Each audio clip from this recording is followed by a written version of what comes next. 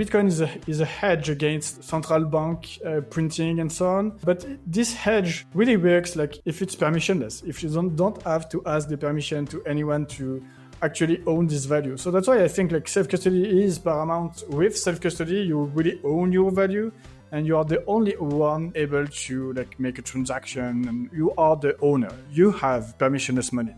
The Blockworks Digital Asset Summit, crypto's premier institutional event, is coming back to London this October, the 13th to the 15th. You'll hear from top names across global finance, DeFi, and policy. Think BlackRock, Circle, Coinbase, and the UK Parliament. Notable speakers already locked in include Danny Masters from CoinShares, Jeff Park from Bitwise, and plenty more to come. There's also a VIP dinner on October the 13th. That's for speakers and VIP ticket holders only. It will sell out. It's all happening at the Old Billingsgate in London. Use code SUPPLY100 at checkout for £100 off. Quick reminder, nothing said on Supply Shock is a recommendation to buy or sell any investment or product. This podcast is for informational purposes only, and the views expressed by anyone on the show are solely their opinions, not financial advice or necessarily the views of Blockworks. Our hosts, guests, and the Blockworks team may hold positions the company, sponsors, or projects discussed.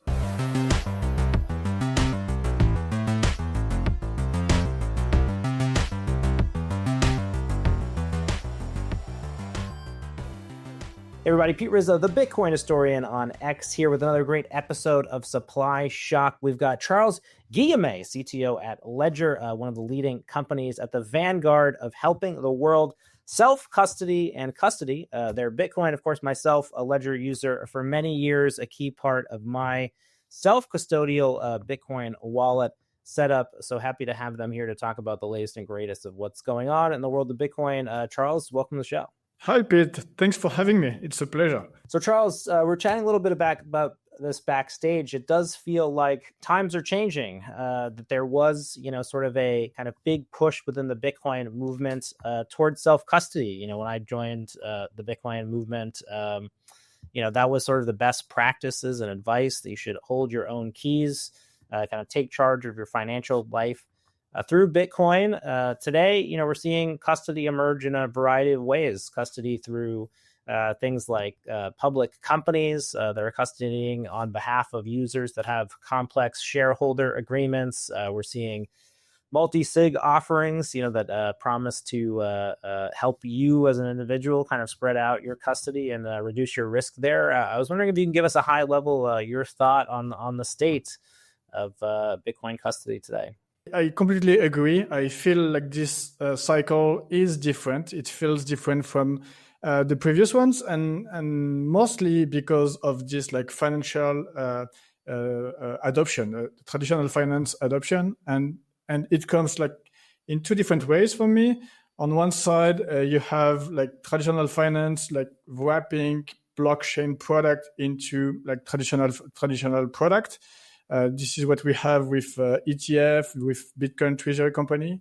And on the other side, we are seeing like Wall Street, traditional finance company that are using blockchain as a backend. Like those are two completely different things, but this is the adoption that we are seeing today. When it comes to Bitcoin, for me, Bitcoin is a big revolution because it's permissionless money. And this is, for me, this is the core value proposition for Bitcoin. And this permissionlessness, let's say, is made possible thanks to two pillars. On one side, you have the decentralized consensus. So that means that no one can prevent you to make a transaction as long as it's compatible with the protocol, with the consensus. So this one is very important, and that's why we are always like talking about the importance of decentralization and all of this. So this is the first pillar, and the second pillar is self-custody, because with self-custody you really own your value, and you are the only one like able to like make a transaction, and you are the owner. And if you have these two properties like decentralized consensus and self-custody, then you have permissionless money. If you remove one, then it's little less permissionless money. So I understand that some people like would prefer maybe investing in the Bitcoin ETF or maybe in a Bitcoin treasury company, but doing so, what they do is like more speculating on Bitcoin value, but they don't really own Bitcoin. For me, this is the big difference. I understand that for some people it can be like more convenient, and also like the regulatory like framework might be like more clear and easier from a tax perspective. That could be easier as well. However, like when you are doing so, you are losing like the main value proposition for Bitcoin, which is permissionless money. So what do you think about Ledger? Obviously has been a company in the space since 2014, 2015, one of the oldest Bitcoin hardware wallet providers. When you think about your users today, who is the Ledger user when you think of the customer that you're targeting these days? We are targeting like any user that really wants to use crypto, like to be like in self-custody, to really own value. If you only want to speculate about Bitcoin price, self-custody is not that important. But if you care about the value, about like permissionlessness, and if you care about like using your value on chain, because when you have a wallet, when you do self-custody, then you can do DeFi, you can like interact with the blockchain, which is not the case when you own an ETF. In practice, we have sold like over 7 million devices. When you think about this, that could seem a little low compared to like 500 million people that are having crypto in a way or another. But when it comes to like value, this is very different. We are like estimating that Ledger is securing more than 20% of the whole market cap. So this is the kind of imbalance that you can see. So that means that we have like users that hold like a significant amount of value within their hardware wallet, which makes sense. As soon as like you have like a significant value, then you want to invest in the security of your value, and Ledger is the best for this. Well, key to the Ledger product experience and just hardware wallets in general, going to this kind of technical nature of Bitcoin and Bitcoin protocol is, Bitcoin Improvement Proposal 39. So this was, an attempt to roll out a seed phrase list, right? The mnemonic devices. So when people kind of hold Bitcoin these days, they think about their 12-word seed phrase, their 24-word seed phrase. And, even when I receive my Ledger devices, I'm sort of asked to kind of write these seed words down on a piece of paper, enter them into the device. It does seem like there's some dissatisfaction with this in the Bitcoin developer community. There's kind of a wishing for something more after kind of seeing years of kind of newer entrants struggle with seed phrases. Obviously, I think that I've had to learn how to use them myself, and now I'm familiar with there. But there's a steep learning curve there. So Charles, how do you think through the seed phrase, and what do you think about the companies that are seeking to go beyond it and maybe with something else? The seed phrase can be a little bit frightening for new users just because it's new. What's this thing? What does it mean? What happens if I lose it? Like this is plenty of new questions. But at the end, it's just like a series of 24 words, and it's not much more complex than this. Like you just have to create a backup of this, and on the other side, you must not lose this backup. And you mentioned the BIP39 standard, because before the BIP39, you had to create a backup for every single private key, and that was not even with words. You had to create a backup for hexadecimal private keys, and you had one private key per Bitcoin address. So that's why we created the BIP39 back in the days, and now you only have to create a backup for this series of 24 words, and from this 24 words, you can derive every single private key from your wallet, all your Bitcoin addresses, but also if you have other crypto, you can derive them from these 24 words. And at the end, when you own crypto, these 24 words are like the fundamental piece that makes you owner of your crypto.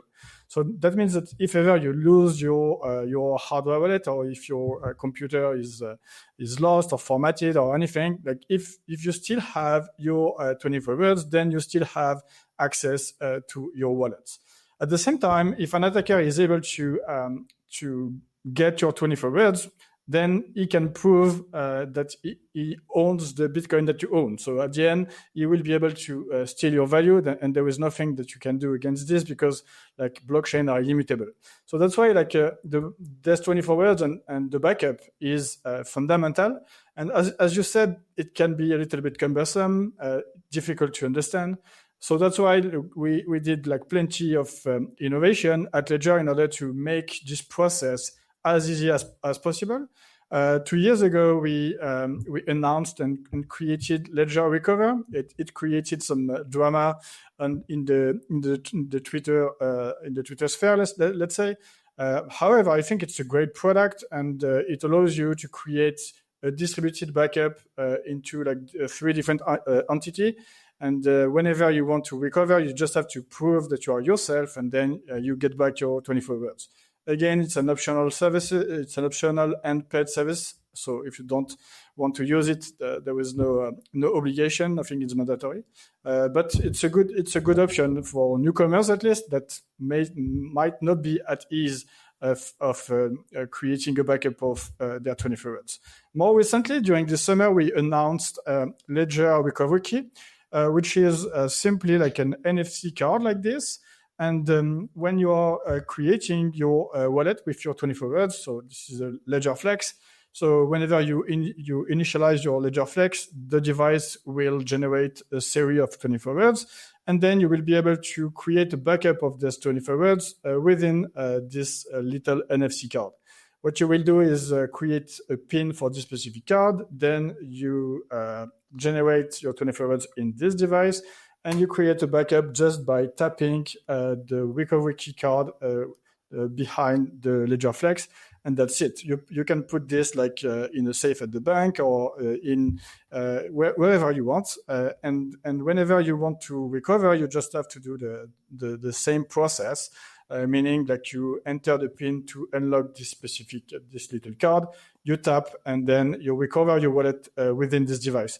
So we are offering like different options. Also, you can simply write your 24 words down on a piece of paper. You have crypto steal options, and then it's really a matter of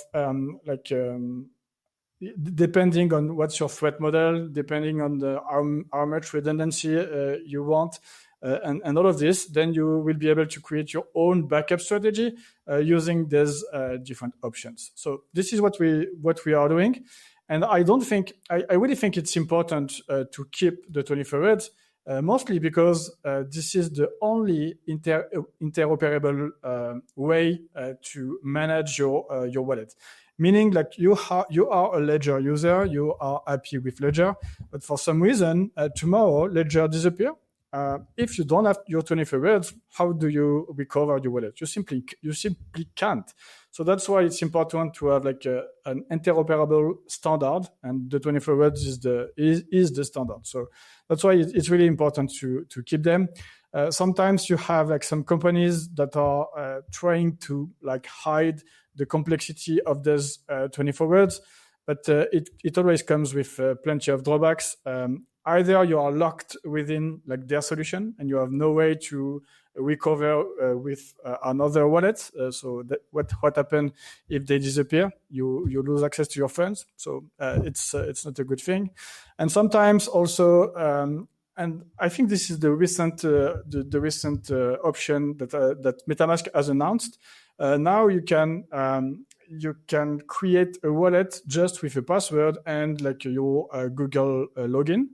And I had a look on how it works, but at the end, 24 words are generated behind hood, and they are encrypted with your passwords. So at the end, you are replacing 24 words by a password. So what you need to back up is your password. And if you use like a low entropy password, it's not good for your 24 words. So at the end, there is no magic, if you own your crypto, there is a secret behind, and you need to create a backup for this secret. And the 24 words is the way because it's interoperable, it's a standard. Well, I was going to ask, I think it sounds like there's really 2 avenues. One is just increasing the ability for people to understand and learn about their private keys and their 24 word seed phrases. And the other one is to try to maybe, as you said, pursue the magical technical solution to potentially go to something beyond that. I'm curious, on the more experimental front, is there anything that you find interesting? Is it possible even to get rid of the seed phrase, or is this just something that you think will always be a part of Bitcoin? No, again, unfortunately, there is no magic.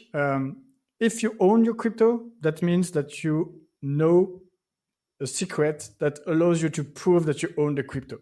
And you can create you can think about it in many different ways, but at the end there is this secret, and you need to create a backup for this secret.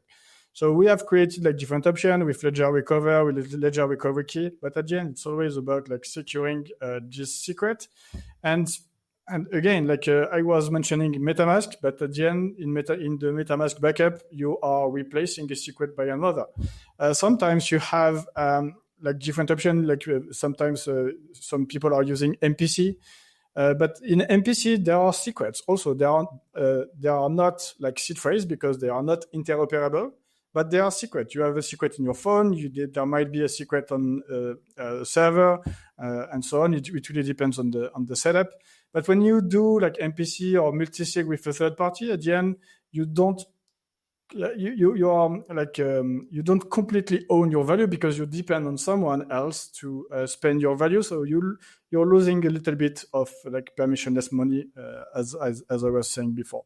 Well, so speaking again about this kind of custodianship, maybe going back to what we were talking with earlier, the Bitcoin ETFs and just the crypto ETFs that came out in 2024 have been a big kind of sea change in the space, and with that, there's been a push from the community to encourage institutions to embrace some of these aspects of Bitcoin, right? Self-custody and things like that. We saw El Salvador over the weekend coming out announcing that, it had moved its national strategic Bitcoin reserve funds to multiple addresses, pretty unprecedented at a time when, we assume most organizations like a BlackRock or, Fidelity are, using a third-party custodian like a Coinbase that might even on the back end be using technology from a company like yours. How do you feel about institutional adoption, custody trends right now? Is it a problem that there aren't more institutions that are actually kind of, taking custody into their own hands? I don't think it's a problem per se.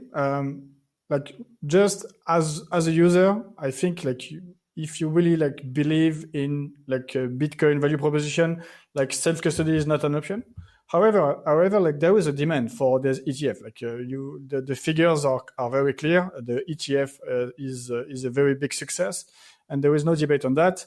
And that's why at Ledger we anticipated this institutional adoption a long time ago. We launched Ledger Vault in 2018. I remember at this time we strongly believed that the traditional finance banks would come into crypto very quickly.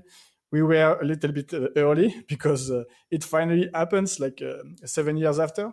But now it's happening, and we have created this platform. So we have created this Ledger Vault platform, which is like a hardware-based security platform that allows organization to manage their crypto with a high level of security, but also with a high level of governance. Because when you are an individual, self-custody is quite easy to define. Like you own your keys, you own your crypto, you have your backup, and you are on your own.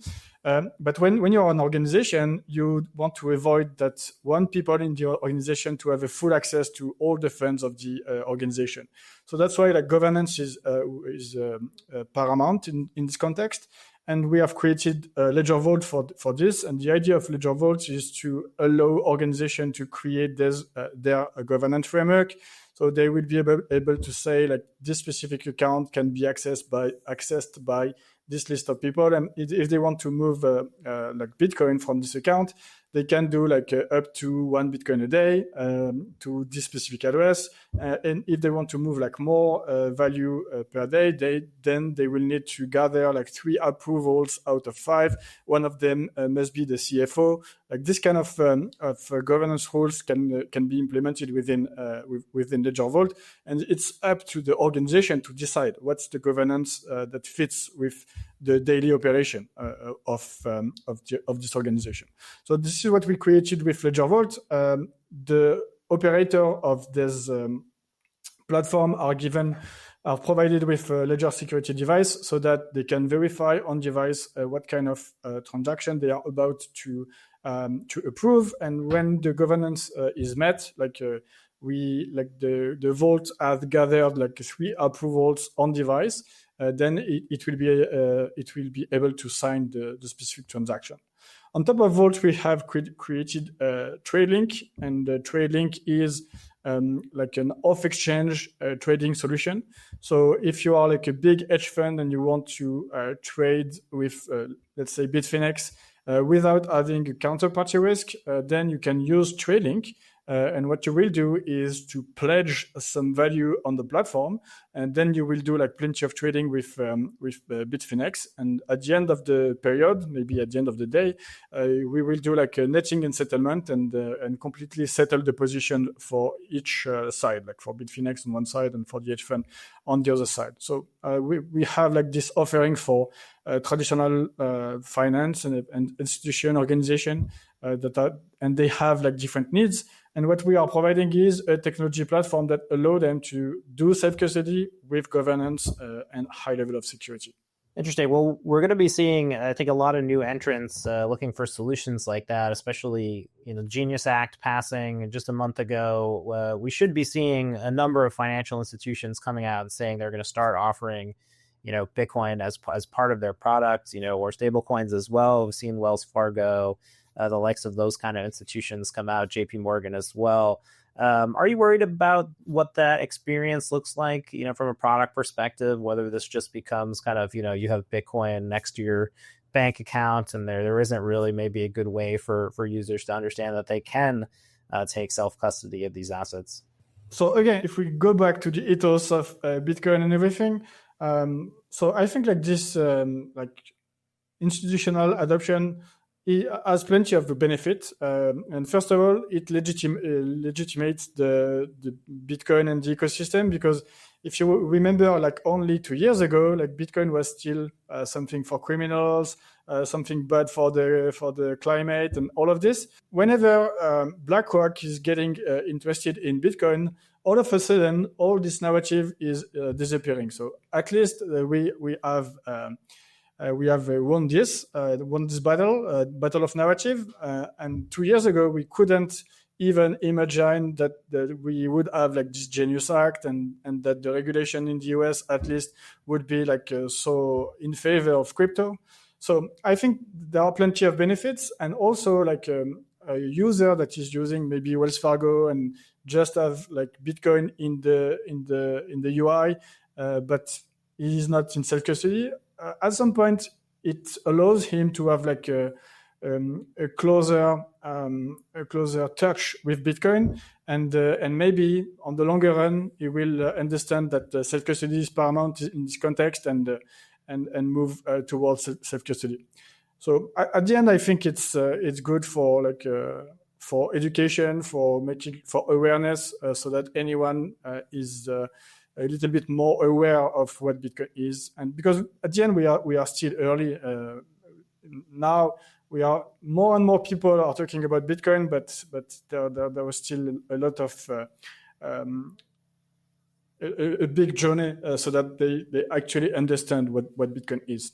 Right. It's always a journey. You got to evolve and keep learning. Myself, I kind of graduated from, having Bitcoin in a paper wallet back in 2013, 14. Obviously, seems very insecure now, but that was the best practice then. Having a single hardware wallet to now, I use my own multisig and sort of use multiple wallets to secure, my Bitcoin holdings. Do you have a view, I guess, on multisig and sort of when that's right for someone who's holding, Bitcoin or other cryptocurrencies? Yeah, definitely. So I think multisig is also a very good value proposition between like the Ledger Vault that I was mentioning before. When you have like a big daily operation in quite big organization and you want to implement like clear processes and so on, you have this on one side, and on the other side you have like a single signature wallet, and maybe in between you have like multisig, where you have a little bit of governance, and that you can enforce with your hardware, but you don't have like all the compliance, all the framework that you need in a big organization. And here, like multisig can be a good option. The problem I see today with multisig is that it's really like for power user. Like you don't really have like a very friendly, user-friendly interface to implement it and so on. And this is something we are thinking about, like making like multisig like easy for everyone. But at the end, like if you're on your own and you only secure like 200 USD on your hardware wallet, you might not need like a multisig, because it will be like more too complex, and when it's too complex, you have like more room to make mistake and so on. So it's always a balance between like how much value do you secure and how simple is your setup. So I think there is a room for like a multisig based setup, but for today I feel that like most solutions are really like for tech savvy users. So you're probably one because you started with Bitcoin a long time ago, and this is almost your job. But for most users, this is not something I recommend for today, mostly because the tools are not that easy to handle. Yeah, I think it's hard for me to say, right? It took me a long time to get comfortable with multisig. I even use a multisig provider today, so someone who kind of I can call and kind of help me up and sort of assist me with this experience. But there's a lot of different edge cases, right? I'm thinking about my own experience, of just running into kind of fears of, if I update my firmware on this wallet, maybe I'll have to rotate it out of the key set. I've had a few kind of close calls where, I had passwords and password managers that were compromised. So I think I guess my defense of multisig is, it seems like from my own experience, there's just so many edge cases that can happen with single wallets, right? And I feel a bit uncomfortable, with having to trust a single wallet. Even if I have my seed phrase backup, right, so that wallet, even I know mentally, I can import it in another wallets.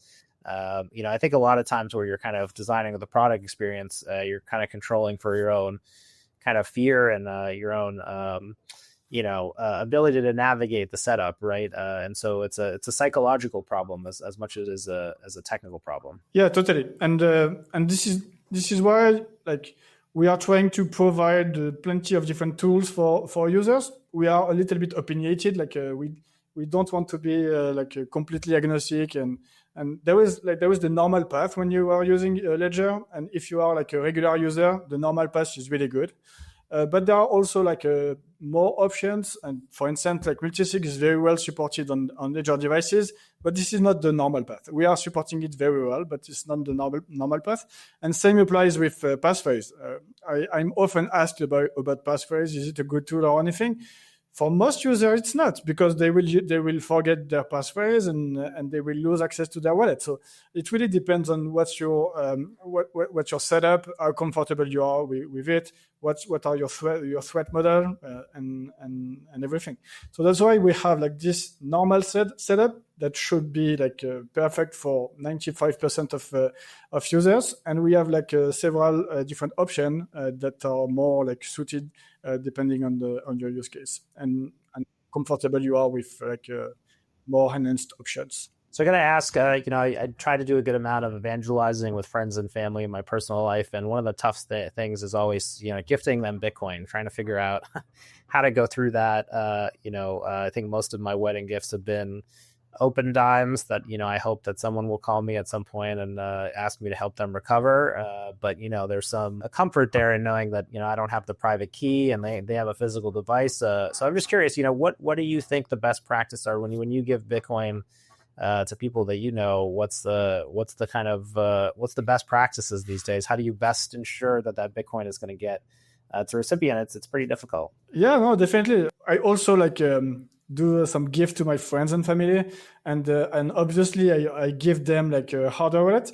And what I like with hardware wallet, and especially ledger devices, is that like going through the process of initializing your wallet and everything, you understand a little bit more like what is Bitcoin and how it works. So you get a little bit more into it. And at the end, if you succeeded to go through the whole process, then you understand a little bit more what is Bitcoin and why self-custody is important.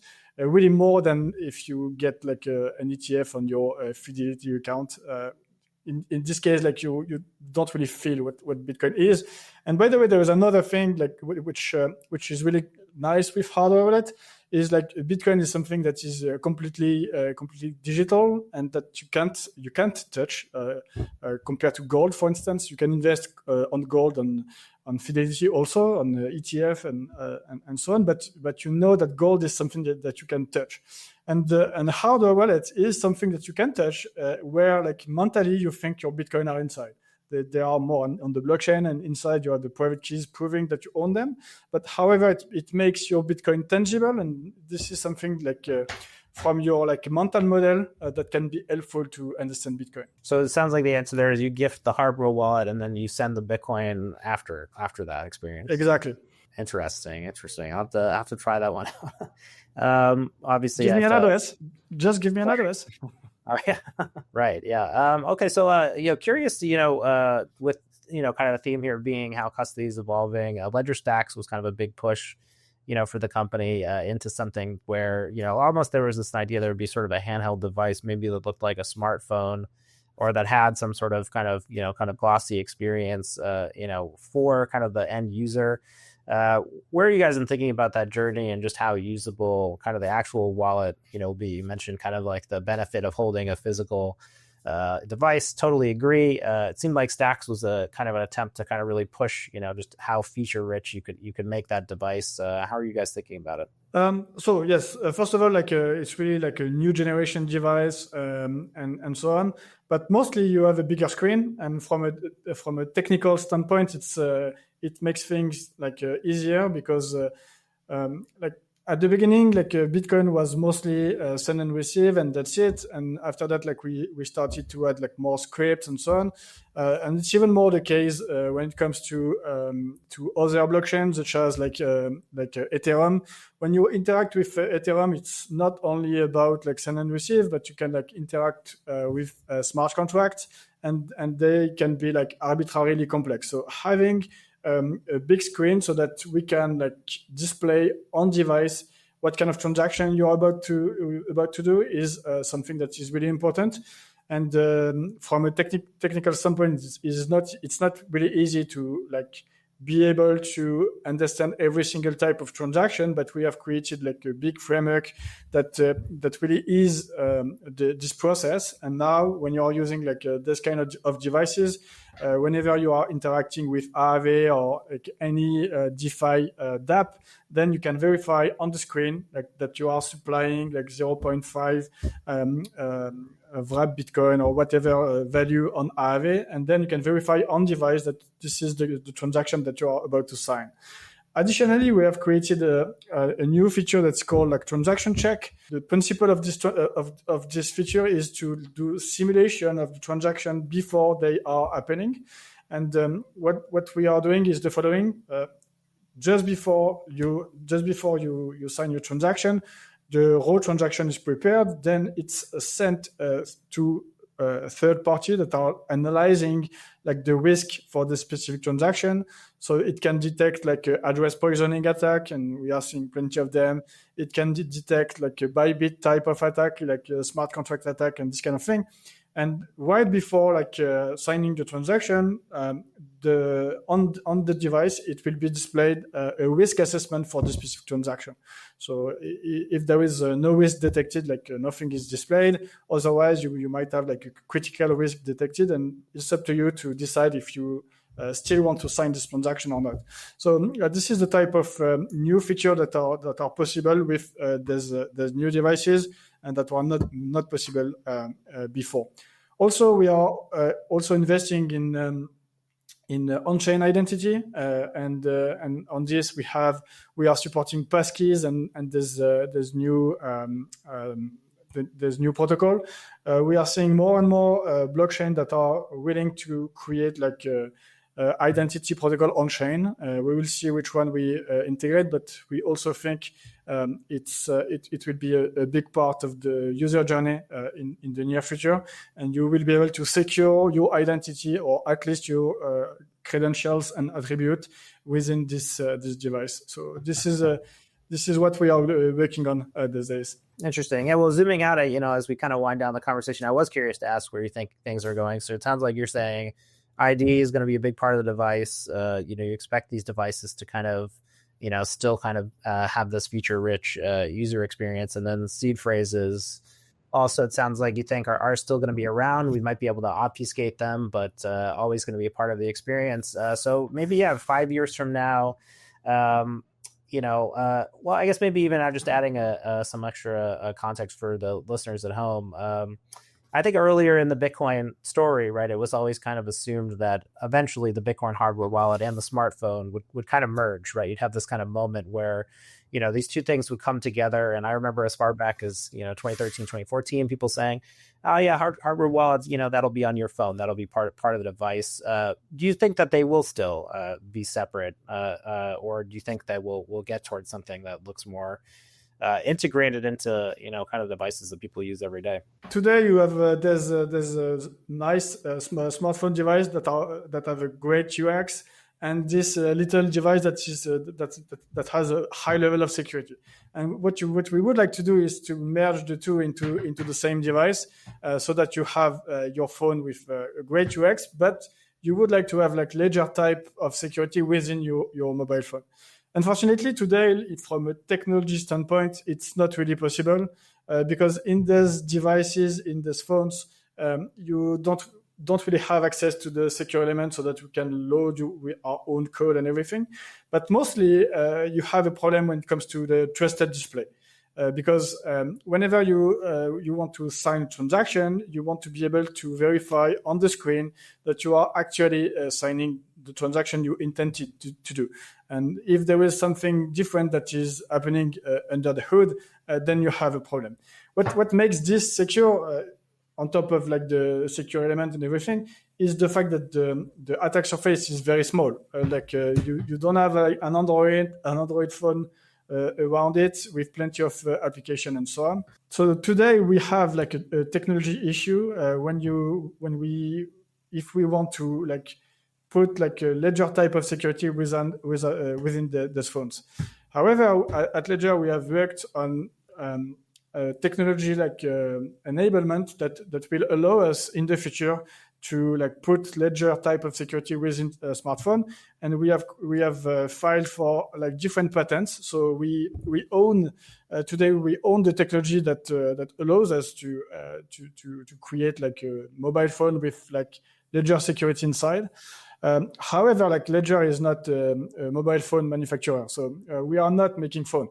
So maybe in the future we will collaborate with like a mobile phone manufacturer, and we will provide like the security brick into it. But for now we have like the technology off the shelf, and we will see in the future. It's part of the innovation roadmap, let's say. Well, amazing stuff. And exciting to hear all you're thinking about, and appreciate you making sure those wallets are secure. As I think I mentioned, I got a couple ledgers in my setup. So, hoping that that security will last me for a lifetime, but we'll see. Charles, any final thoughts before we break on the program? So maybe my usual recommendation, again, like speculating on Bitcoin value is great. I have no doubt that Bitcoin the Bitcoin value is continue to increase in the future. I have no doubt about that. However, like Bitcoin is a hedge against like central bank printing and so on. But this hedge really works like if it's permissionless. If you don't have to ask the permission to anyone to actually own this value. So that's why I think like self-custody is paramount in this journey.